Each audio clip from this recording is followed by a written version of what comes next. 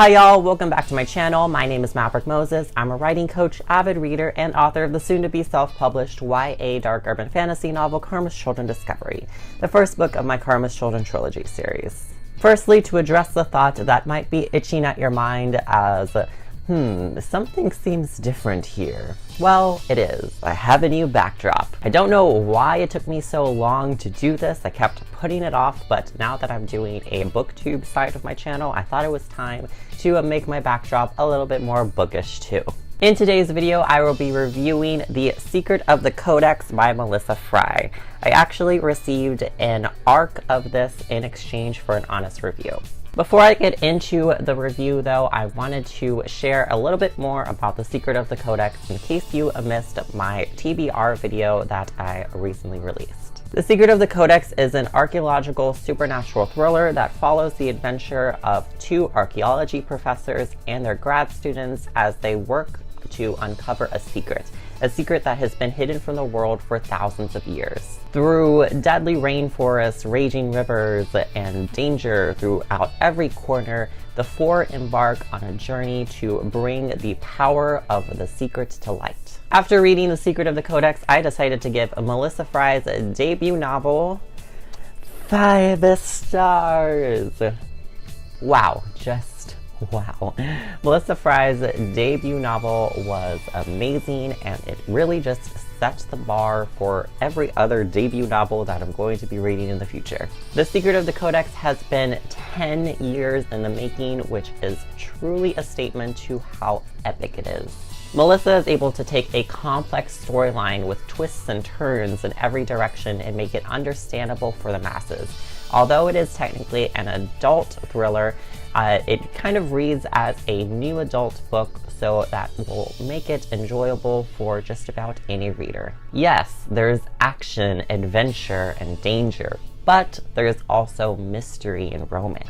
Although I could list a dozen things that I loved about this book, one thing stands in particular, and that's the way the characters are written. Kayla, Grady, Mandy, and Justin are surrounded by crazy events, including magic and ancient civilizations, but even though all these supernatural occurrences are happening around them, the story still feels real because of the realness of the characters. It was refreshing reading book characters that were not only relatable, but they felt real too, and they felt like they could be real people in my own life. Each character was developed in an intricate yet at the same time simple way, each with their own feelings, fears, and desires. And on top of that, the relationships felt real too. With Kayla and Grady, we see the beginning of those feelings that we may have towards somebody else, but the fear that it might not work out and the apprehension to even pursue something after being hurt and let down so many times in the past. Then with Mandy and Justin, we see the reality of every real relationship.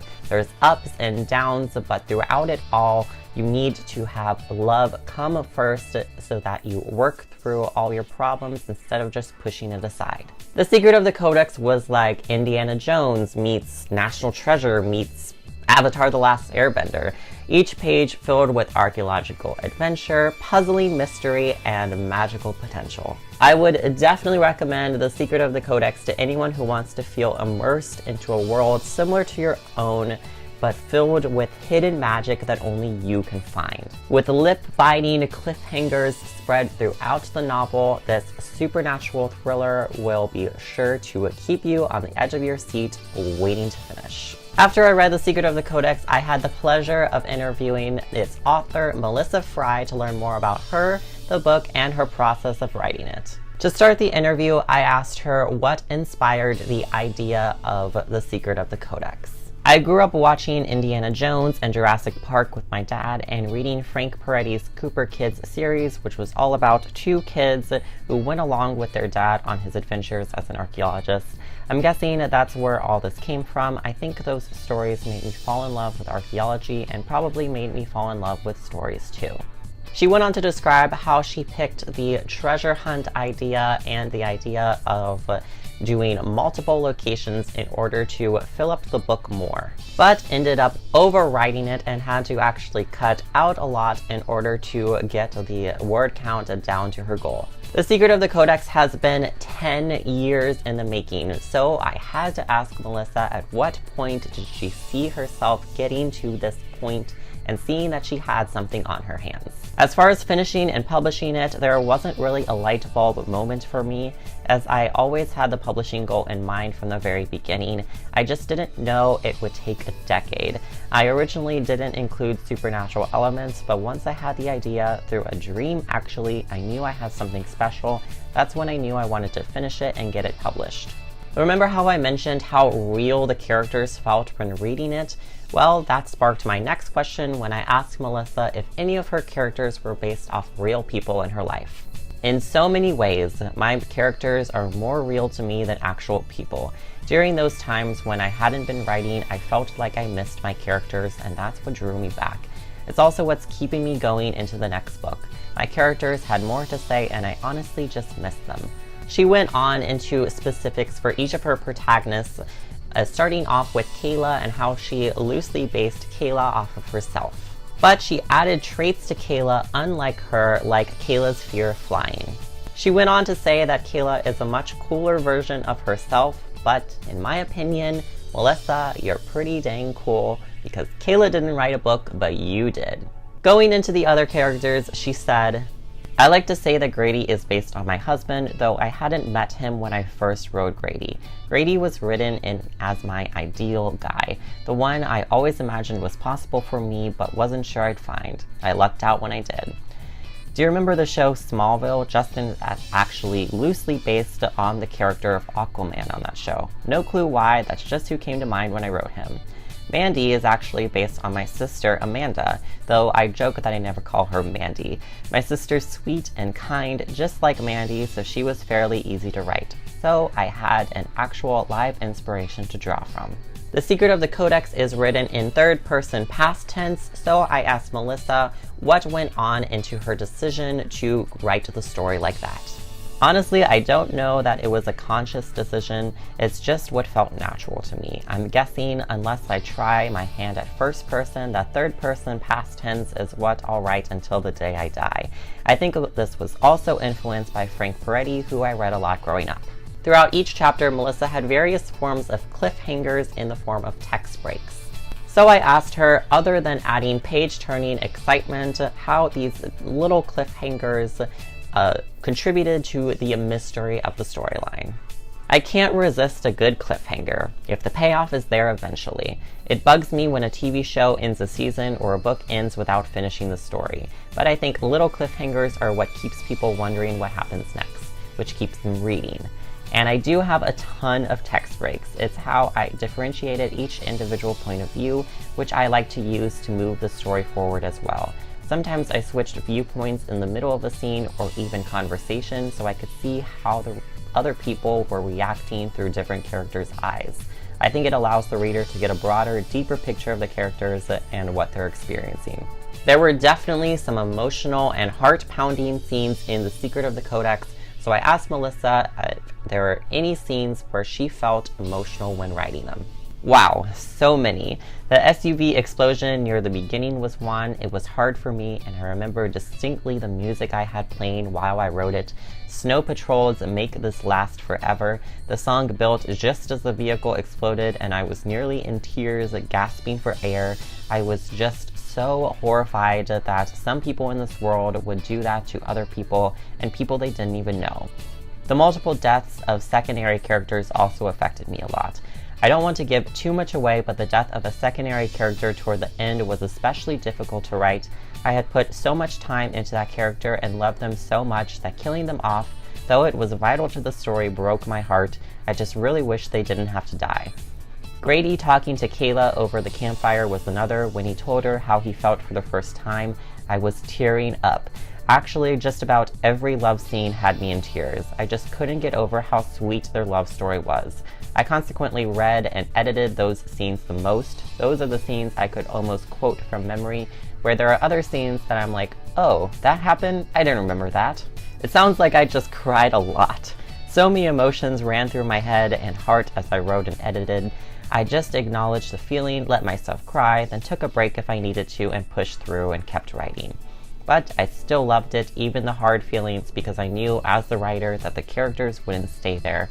I had the power to get them out of their horrible situation if I just kept writing. So sometimes I did. I kept writing, if only to make the characters happy again. Weighing in at around 460 pages, The Secret of the Codex is quite hefty, but it is filled with excitement throughout all of the pages.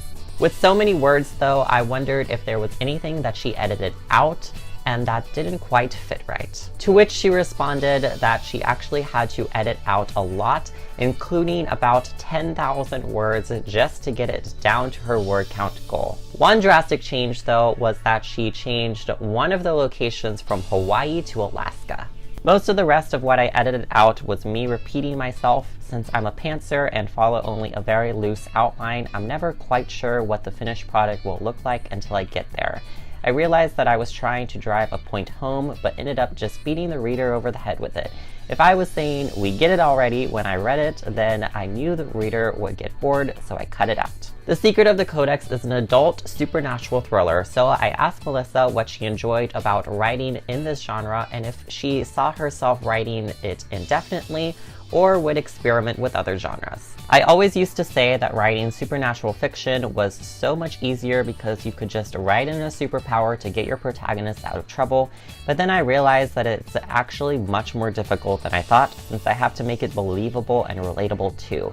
But I love it. I've always loved stories with supernatural elements. I don't know why it took me so long to realize it. I'm guessing I'll stick with it for a good while. She went on to talk about her love of YA and how she has a few story ideas that she thinks will fit into a supernatural type of genre within young adult fiction. The Secret of the Codex is definitely filled with drama, suspense, and excitement, but is there something deeper that Melissa wanted to convey? Most definitely. Though again, being a pantser, I didn't know what it was until I read it back to myself. The theme that stuck out the most to me was learning to trust. Kayla wants to trust the journey, trust the universe, trust Grady, trust herself, but she struggles in doing so. She wishes she could see the end result of the journey before she makes it. Wishes she knew all the answers to every question she'd ask. I think that's true for a lot of us, right? We wish there was a cosmic GPS telling us where to go, what to do, which path to take. But life is about learning to enjoy the journey without having to have it all figured out first. It's something I learned as I wrote the book too. I loved interviewing Melissa Frey and learning more about her book, but before I finished, I wanted to end it off with a couple of fun questions to add some more entertainment. First, I asked her what celebrities she would imagine playing Kayla, Grady, Mandy, and Justin in the movie version of The Secret of the Codex. Grady was the easiest, as it has been and always will be Jake Gyllenhaal. For Kayla, she goes back and forth between Emmy Rossum and Rachel McAdams, but feels that Emmy Rossum would have amazing chemistry with Jake Gyllenhaal based on their movie together The Day After Tomorrow. That's probably as far as I've gotten with Joe's. Justin would have to be played by someone who looks good with blonde, spiky hair and can play fun and easygoing convincingly. No one actually comes to mind. Mandy's kind of the same way, no one comes to mind, but she would have to be played by someone with a sweet face like Kelly Martin in her ER days. And lastly, it's mentioned that Kayla was reading a book throughout her adventure, but because of everything going on, she couldn't focus on it.